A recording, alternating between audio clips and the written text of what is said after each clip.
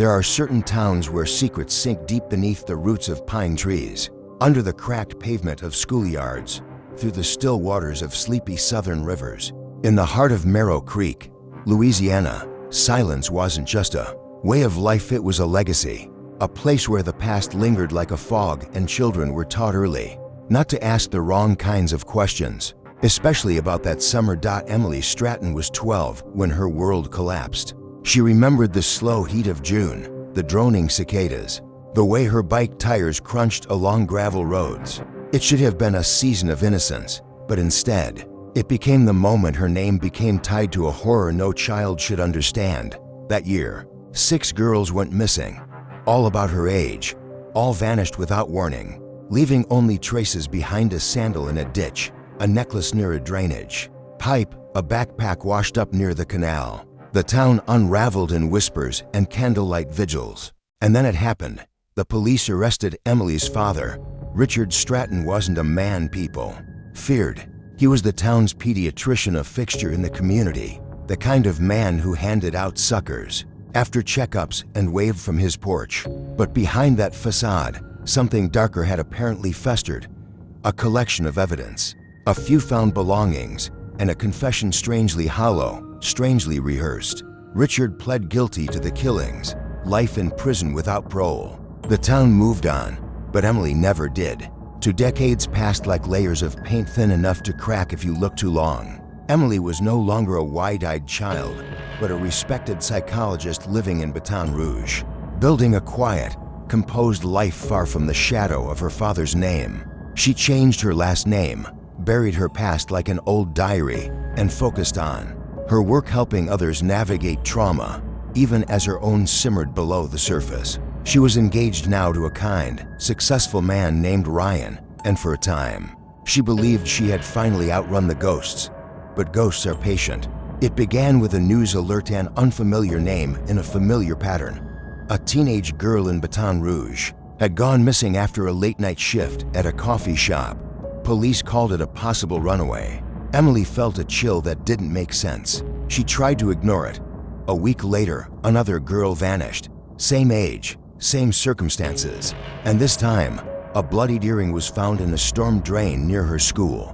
Emily's heart began to beat with an old, unwelcome rhythm. The same dread, the same foggy uncertainty she felt 20 years ago. The past, it seemed, was pulling itself from the grave. And though the world had moved on, Emily had not. She couldn't. She lived with the memory of police sirens cutting through summer air, with the weight of her mother's silence, with the impossible guilt of being the daughter of a confessed serial killer. But now, questions reawakened. Why? Were the new victims so similar to the ones from her childhood? Were they copycats? Coincidence? Or had they gotten it wrong all those years ago? The more she tried to stay grounded, the more her mind slipped into suspicion, paranoia, half-formed memories. She began to watch those around her differently. Her fiancé, her patients, the people in her building. Anyone could be hiding something. After all, her father had. And then the phone rang. A reporter from a local newspaper had found her name, her real name. He was investigating the old case, digging into cold files and trial transcripts. He asked her if she believed her father had done it. She hung up. But the seed had been planted. Did she? Had she ever truly believed? That night, she stood at her window, watching the rain fall through the city lights. Somewhere, another girl's face was printed on a missing poster. And for the first time in years, Emily let herself wonder, what if her father wasn't the monster? What if the real one was still out there? Or worse, what if he wasn't the only one? The morning after the reporter's call, Emily felt different. Not afraid, not angry, just alert, as if something dormant in her bones had stirred. Her routine remained the same: coffee, office, clients, but the quiet had changed shape. Every noise, every glance, every email tingled with possibility or threat. And when the local news ran another segment about the missing teens, her stomach turned. Not because of the footage, but because she knew that pattern. She had lived it before. Ryan, her fiancé, was out of town again. Another pharmaceutical conference in Atlanta. They had been seeing less of each other lately. She'd attributed it to stress and wedding planning, but now she questioned everything. Not out of distrust, not yet, but because her instincts had been wrong before horribly wrong. She'd lived for 12 years in the house of a man who had allegedly strangled 6 girls and buried them in the woods behind the high school. If she could misread her father, she could misread anyone. The reporter didn't stop. His name was Miles Creighton, and his emails became more pointed, more insistent. He claimed inconsistencies in the original case, forensic details that didn't align, one of the victim's timelines that didn't match her father's work schedule, a pair of shoes found in the back of a van that had never been introduced in court. Emily didn't respond, but she read every word. She wasn't sure why she kept reading. Maybe it was curiosity, maybe it was guilt, or maybe deep down, she needed to know, not just about her father's case, but about herself, who she was, what blood ran in her veins. She remembered once, years ago, finding one of her childhood journals tucked away in a box. Inside, a page read, "Maybe Dad did bad things because I was bad too." She was only 12 when she wrote that, but it haunted her now in a way it hadn't then. At night, sleep became distant. Dreams, when they came, were fractured and full of shadows. Girls with blurred faces running through woods, a river turning red, her mother screaming, but no sound coming out. She began to lose track of time during the day.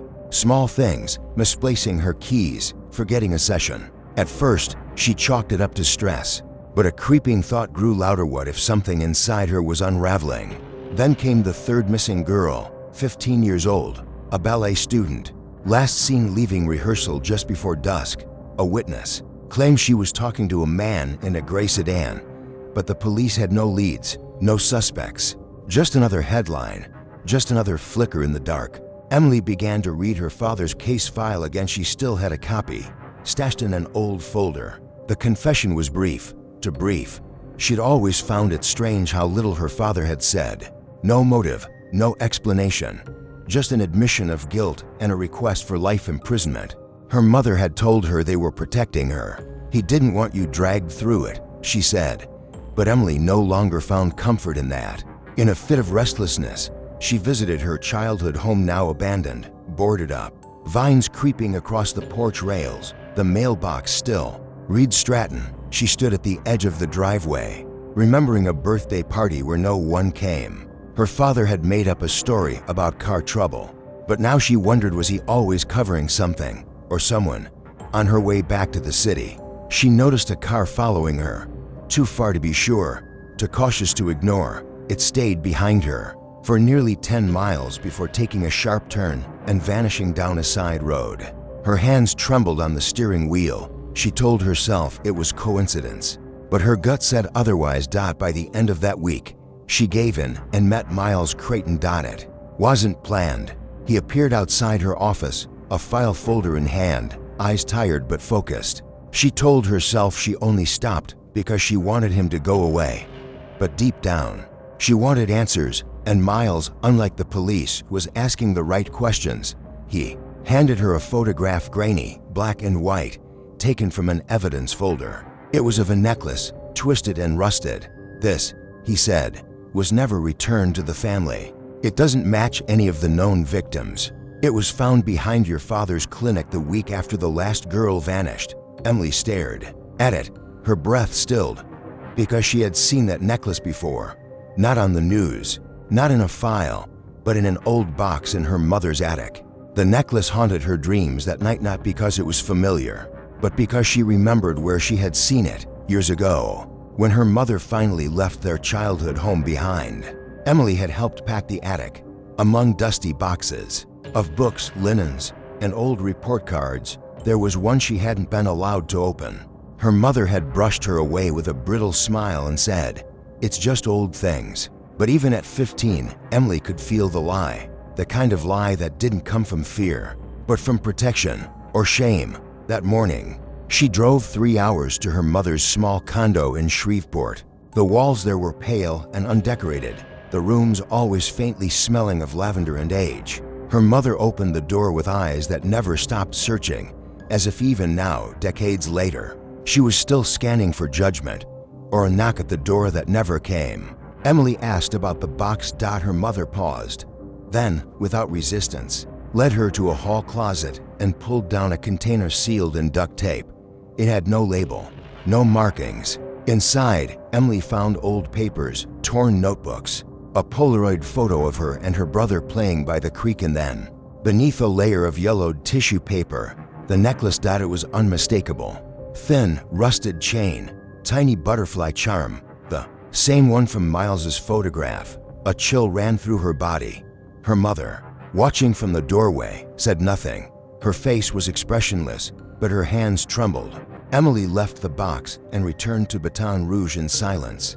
Her mind was a carousel of questions. Where had her mother gotten the necklace? Why keep it? Why hide it? And most terrifying of all, what else had been buried in that attic? She didn't sleep that night. The next day, a fourth girl disappeared. This time, the news cycle exploded. The girl, only 16, was the niece of a city councilman. There were rallies, candlelight vigils, and press conferences. The mayor offered a reward. For the first time, the community stopped pretending this was anything but a pattern. Emily watched it all unfold with a sick familiarity. The same tone of fear, the same slow, drumming panic in every word. Her inbox filled with patient cancellations. Her phone buzzed with voicemails she didn't listen to. The past wasn't just repeating, it was catching up. She called Miles, asked him what he knew about the necklace. He explained that it had surfaced briefly in the original case file, but was ultimately dismissed. It didn't belong to any of the 6 confirmed victims. But now, with the reappearance of the pattern and Emily's memory, it could be something else, evidence, proof that someone else had been involved, or that someone had been overlooked. She asked if it could point to a copycat. Miles hesitated. Maybe it pointed to a killer who had never stopped. The next day, she found something strange in her office mail, an envelope with no return address inside. A clipping from a 1999 local newspaper. It showed a photograph of her father being escorted from the courtroom, with a headline that read, "Doctor accepts life sentence for string of killings." But the text had been highlighted. A single sentence, "All known victims recovered. Case closed." On the back, in blue ink, someone had written, "Are you sure?" Her fingers tightened. Her breath caught in her throat. That same evening, she saw the gray sedan again. It was parked across the street from her apartment, idling.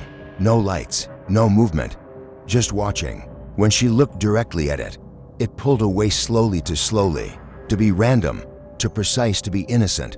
She filed a report with the local police, but the officer on duty barely concealed his impatience. No plate, no ID, no threat, just her gut. Emily started tracking the details herself. A spreadsheet, victim names, locations, timestamps, patterns. And as she compared the disappearances from her childhood to the current ones, she saw the symmetry, the spacing, the ritual, but also the differences.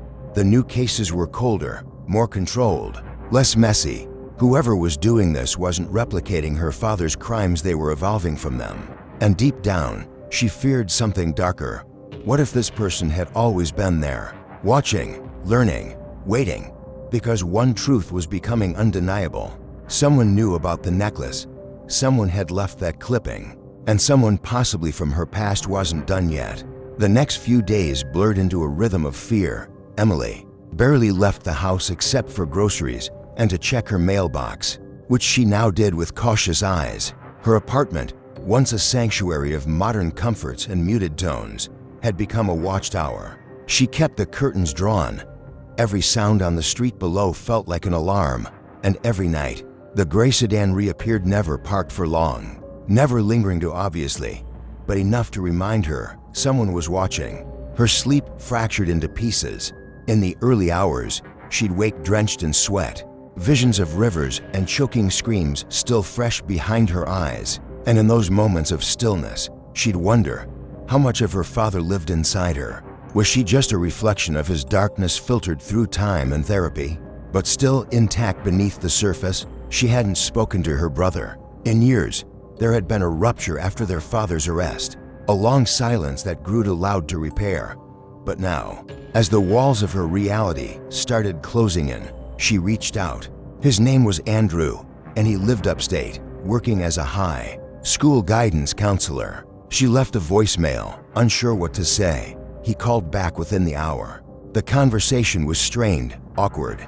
Two strangers speaking the language of family through cracked glass. But when she mentioned the recent disappearances and the necklace, he grew quiet. She heard it, even through the static, the intake of breath, the hesitation. Andrew admitted something he'd never said before.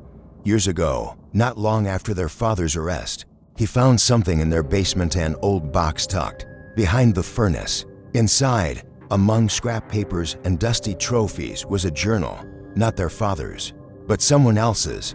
A boy's handwriting, a list of names, most were crossed out, and two of those names were later confirmed as victims. He had burned it. He said he didn't want the police to find it, not because he wanted to protect anyone, but because he didn't trust them to understand. It wasn't Dad's writing, he said. It was someone younger. Emily sat motionless, her mind racing. Could there have been someone else? The idea was a cancer that spread quickly through her memories. Her father had always been calm, controlled. He never raised his voice, never seemed angry even after the arrest. But there had been others in their orbit. Friends, patients, a teenage boy who mowed their lawn and sometimes lingered too long near her window. A cousin who once vanished for a year after family troubles. Names, faces, fleeting moments that suddenly felt heavier in hindsight. She returned 2 miles with the new revelation. He wasn't surprised. In fact, he told her he had already begun looking into a theory of his own, one that pointed not to her father, but to someone who had lived in his shadow. A boy who volunteered at the clinic, a boy who had been present in photos, at family events, at barbecues, a boy named Nathaniel Finch. Emily vaguely remembered the name, a quiet, serious teenager who'd been around during her early adolescence. Her father used to say Nathaniel was troubled, but brilliant. He'd been assigned community service at the clinic for a vandalism charge, and somehow he stayed, helping, watching, always nearby. And then, after the arrests, he disappeared, moved away, changed schools. Miles had tracked him down. He now lived under a new name in New Orleans, working as a medical technician. No family, no social media, just a ghost of a past no one remembered. The suspicion was unbearable. Could a teenager have orchestrated a string of murders? Could he have manipulated a respected doctor into taking the fall? Or worse, could he have acted alone, hiding behind the noise of a larger narrative? Emily felt the threads tighten. Every truth she'd accepted for 12 years now frayed at the edges. The weight of her father's guilt, the silence of her mother, the trauma she had tried so hard to organize into neat clinical terms, it all cracked open. She looked through old photos that night. One in particular stopped her cold. A picnic in 2004. Her family gathered around a grill. Her father, smiling. Her mother, distracted. And behind them, barely visible in the shadows, was Nathaniel, staring at the camera, eyes unreadable, face empty. She enlarged the photo. On his wrist, barely visible, was a chain, a butterfly charm dangling. Emily could no longer trust her memories. They shifted like smoke, details once solid now cracked and refitted into new, sinister forms. The picnic photo stayed burned into her mind. Nathaniel had been there, not once, not in passing, but woven into the fabric of her childhood. And no one had ever questioned it. She hadn't questioned it. He had been invisible in plain sight. Her practice suffered. She canceled sessions, stopped returning calls. Clients grew concerned. One even reported her to the medical board, citing erratic behavior and unprofessional absences. But none of that mattered anymore. The path she had chosen to compartmentalize, to move forward, to believe that healing was possible, had been shattered by the reappearance of that charm. By the eyes behind the lens. She traveled to New Orleans under the pretense of attending a psychology conference. She told no one the truth. Not even Miles. She wanted to see Nathaniel herself, to look into his face and know whether the unease she carried was real, or just another phantom born of trauma. It took only one afternoon to find him. He worked in a private lab near the university hospital, his name now listed as Nathan Fells. He looked older, leaner, the soft vulnerability of adolescence replaced with the closed expression of a man. used to watching people without being seen. She followed him for 2 days, took photos, logged times. His movements were ordinary: coffee at 8 a.m., work until 6 o'clock, gym, then home. But there was something in the way he looked over his shoulder, as if he knew someone was watching. She wasn't sure what she expected to find. Evidence, a confession, a flicker of cruelty in his gaze. Instead, she found only questions. Could a man rebuild a life on the ashes of someone else's pain? Could evil grow unnoticed in the shell of a boy no one saw? Then, on the third night, her rental car was broken into. Nothing was taken, but her photos were gone, and someone had scratched a single word into the passenger window. Still watching. Panic bloomed. Her hands shook as she called the front desk of her hotel. Had anyone asked for her? Had anyone used her name? The clerk said no, but Emily didn't believe her. She returned to Baton Rouge in a haze. Every moment felt orchestrated, every shadow rehearsed. Nathaniel had known she was there, which meant either he was innocent and afraid, or worse, he was reminding her that she was trespassing into something she couldn't control. Back home, the police released a new detail about the latest victim, a locket found near the girl's home. Inside was a photograph of Emily's father, the same photo used in every article, every court archive. Pristine, preserved, planted. The media exploded. News anchors speculated wildly. Former prosecutors weighed in. Conspiracy theorists began spinning alternate timelines. One popular podcast released an episode titled, "What if the doctor was framed?" Emily knew what this meant. Someone was manipulating the past, not erasing it, but reshaping it, using symbols and tokens to blur guilt and suggest alternative truths. And worse, they were dragging her father's crimes back into the present, not to correct the record, but to create confusion, doubt, chaos. She reached back out to Andrew. They met halfway, in a coffee shop nestled between pine trees and silence. He looked older, grayer. The guilt sat heavy in his posture. When she told him about Nathaniel, about the name change, the lab job, the break-in, he closed his eyes. He said he remembered something else. The summer before the arrests, there had been an incident. A girl in their neighborhood, older, a babysitter, had gone missing for a week. When she came back, she refused to speak, said she'd gotten lost in the woods. But there were whispers. Her parents sent her away.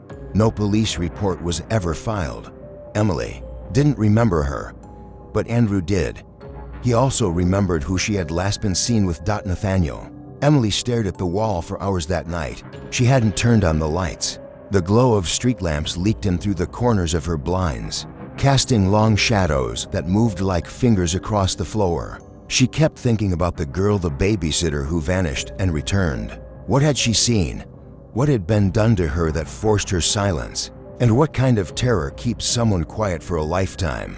The question churned in her gut like a storm refusing to settle. Her career had been built on unlocking memories, guiding patients back through their pain with a promise of light at the end. But now, she wondered if some truths didn't want to be remembered, if some traumas, once unsealed, only led to darker places.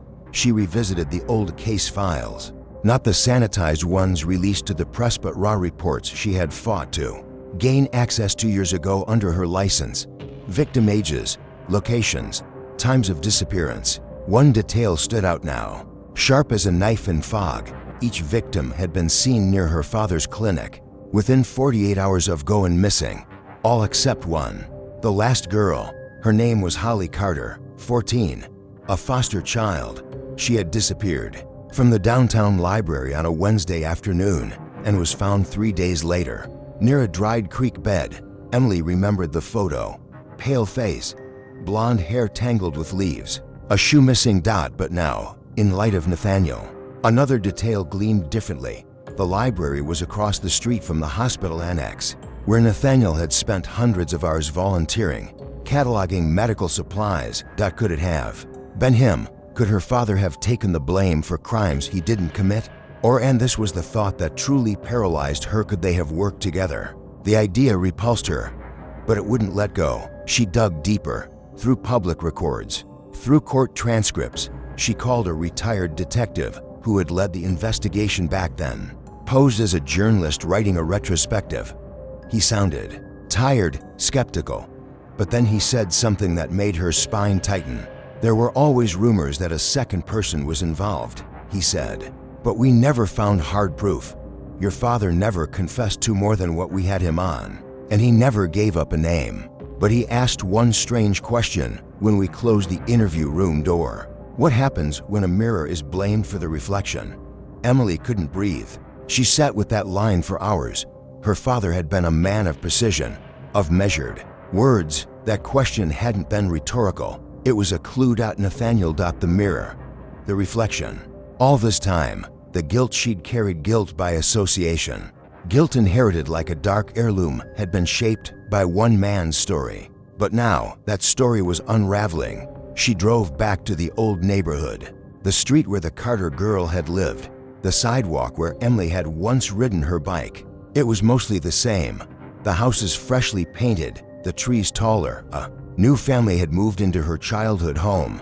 She didn't stop. She could in single quotes T. Instead, she followed memory like a trail of crumbs back to the woods behind the middle school. That's where they used to go, her and Nathaniel, and others, to smoke, to talk, to forget about the world.